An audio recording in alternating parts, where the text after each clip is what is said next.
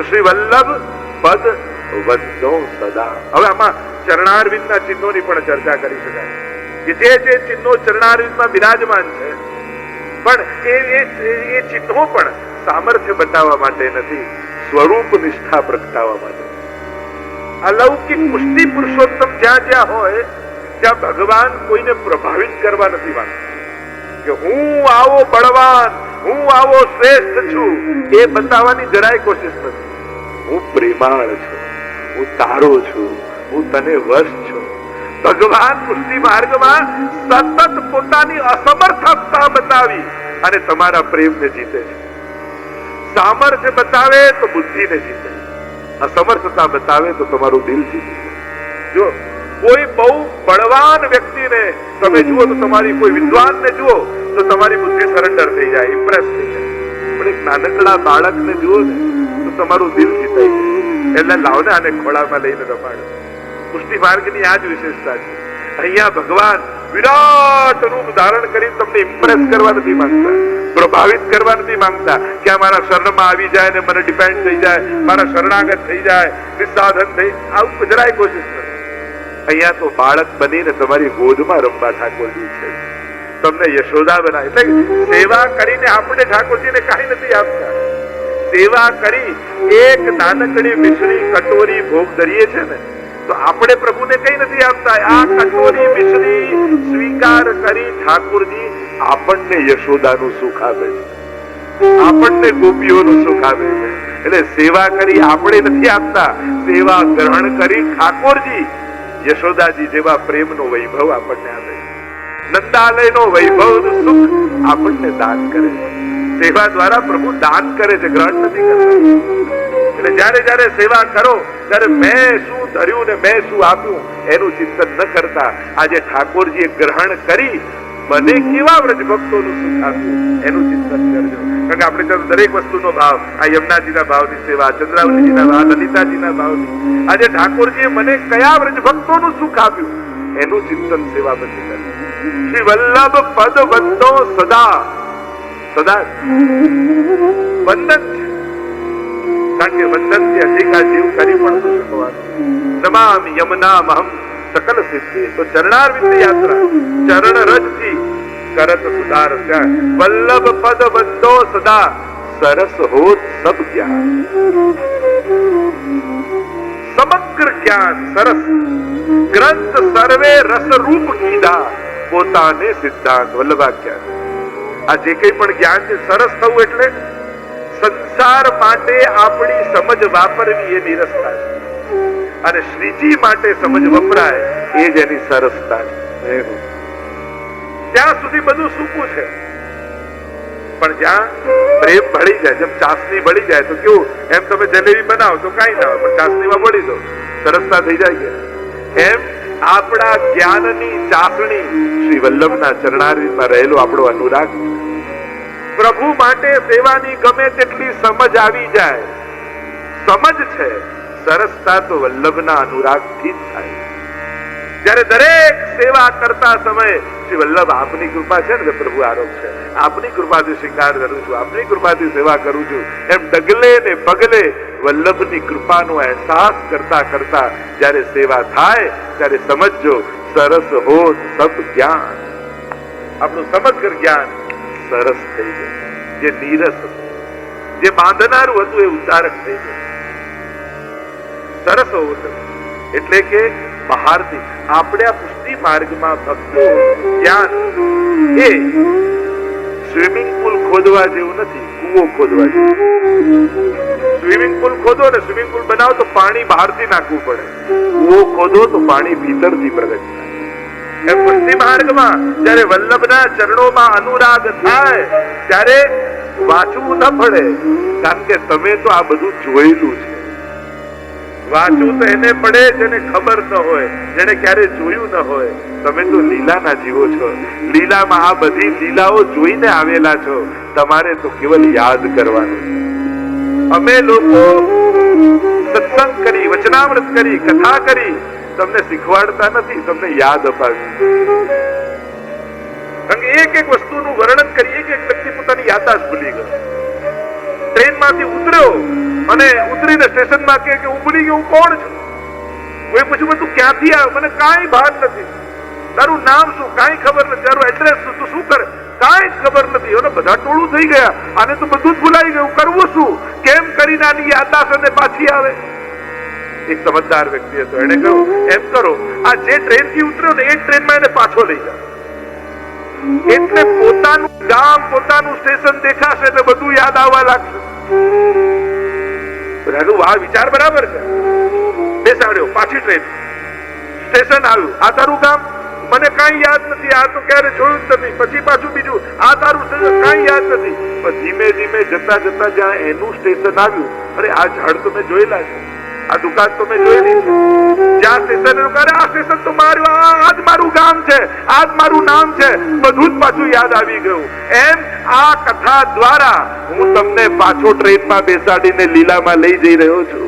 જ્યાં જતા જતા ક્યાંક કોઈ કથા સાંભળતા, કોઈ કુંજનું વર્ણન સાંભળતા, ક્યાંક કોઈ મહાપ્રભુજીની કૃપા, ક્યાંક કોઈ 84 વૈષ્ણવની વાર્તા સાંભળતા સાંભળતા ક્યાંક તમને યાદ આવી જશે, આ જ સખીની તો હું સખી હતી અને એ જ તો પ્રભુની સેવાની જોડે કરતી હતી. આ યાત્રા કથાની એ પાછું નિત્ય લીલા તરફ જવાની આપણી યાત્રા છે. ક્યાંક સાંભળતા સાંભળતા એટલે જ કહું, સખીઓ યાદ દીવાવત રહી, સમય પાય કે સુધ અમારી યુગલ શું કહ્યું. અહીંયા તો યાદ અપાવવાનું છે, મોઢે નથી કરાવવાનું. ઘણી વાર લોકો અમને મોઢે નથી થતું. મેં તમને કોણે કહ્યું મોઢે કરો? કરો. કારણ કે કરતા કરતા કોઈ ક્ષણે એ સુધી આવી. સ્મૃતિ માત્રાર્થી નાશ, પણ માત્રથી આરતીનો નાશ થઈ. એ નિત્ય લીલાનું સ્મરણ થઈ જશે શ્રી વલ્લભની કૃપા. સરસ હોત સબ ક્યાં. આજ સરસતા છે. રસિક રટત આનંદ સો. રસિક એમ તો હરિરાયજીની છાપ પણ છે. રસિક આ હરિરાયજીના જેટલા પદો છે એ રસિક છાપથી છે.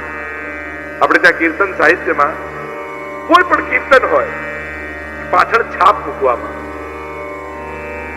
એ નામના માટે છાપ કેમ કહેવાય છે?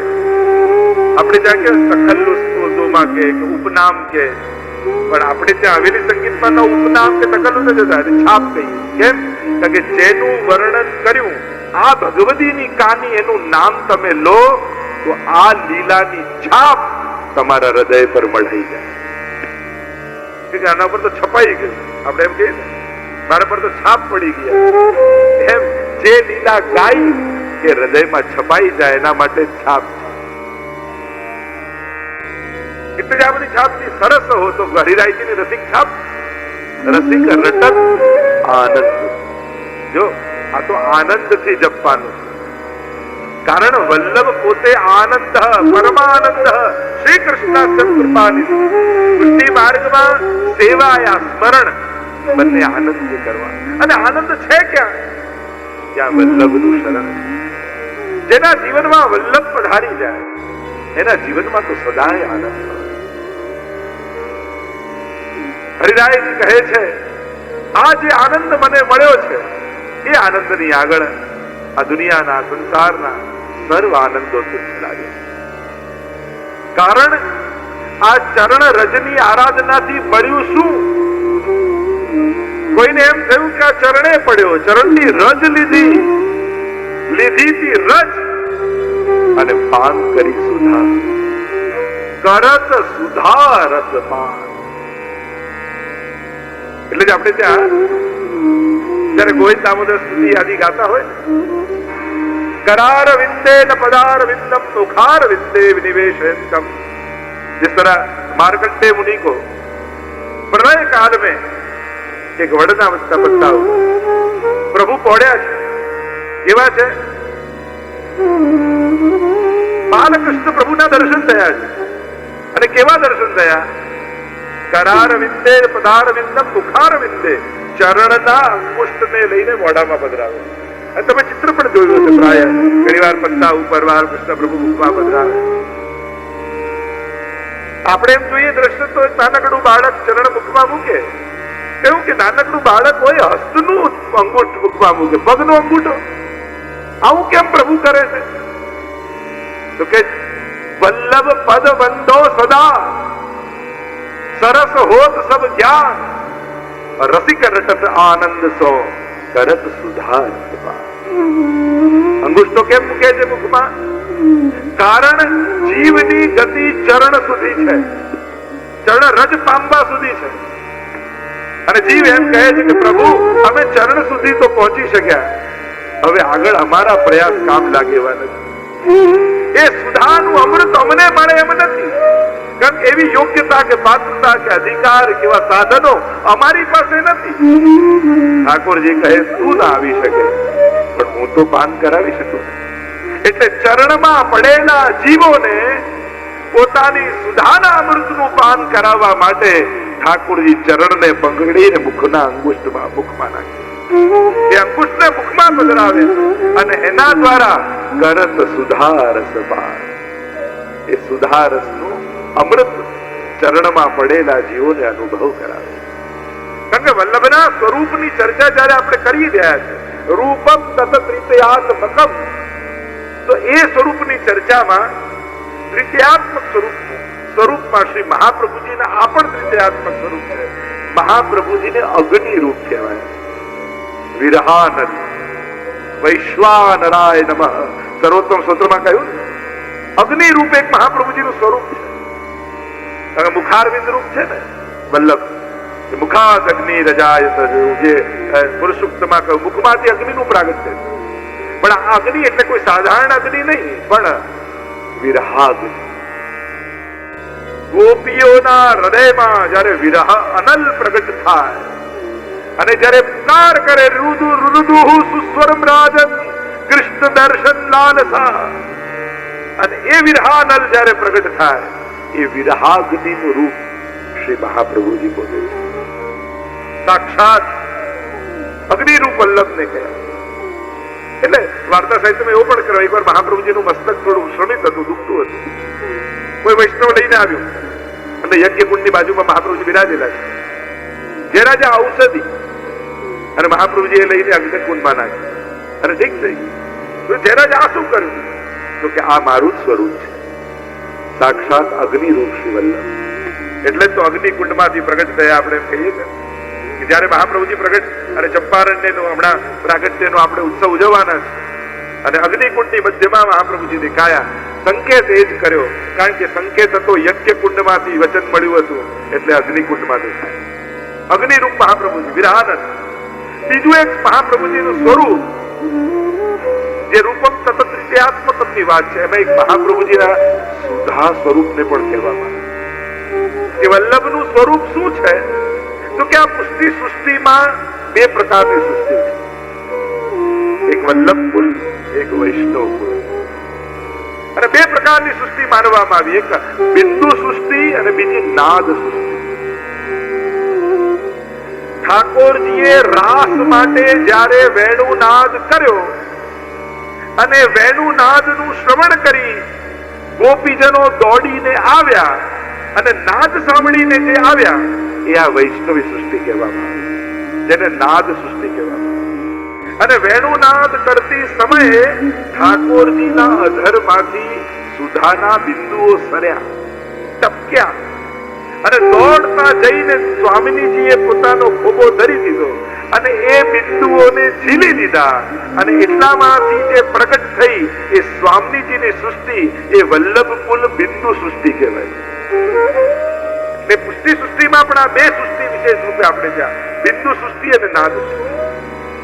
તો જે સુધા બિંદુ સરયા, અમૃત રસ સવયો શ્રી વલ્લભ મુખ માધુરી, તાહી પિયો શ્રી વિઠ્ઠલેશ, અતિ ही अघाए के और रंच दियो दैवी जीवन. તો પદ સાહિત્યમાં આવે છે સ્વામીજી રૂપ શ્રી વલ્લભ અને એમના મુખમાંથી જે સુધા સરે તાહી પિયો વિઠ્ઠલેશ, ગુસાઈજીએ પાઠ કર્યો અને એ જે કુળ પ્રગટ થયો એ વલ્લભ કુળ. રંચ દિયો દૈવી જીવન, અને દૈવી જીવન એટલે સુધારૂપ શ્રી વલ્લભ કહેવાય. એટલે જ મહાપ્રભુજીની વધાઈમાં એક વધાઈ આવે છે, એસી બંસી બાજી બન ઘન में व्याप रही धुनी, महामुनिन की समाधि लागी. ऐसी બંસી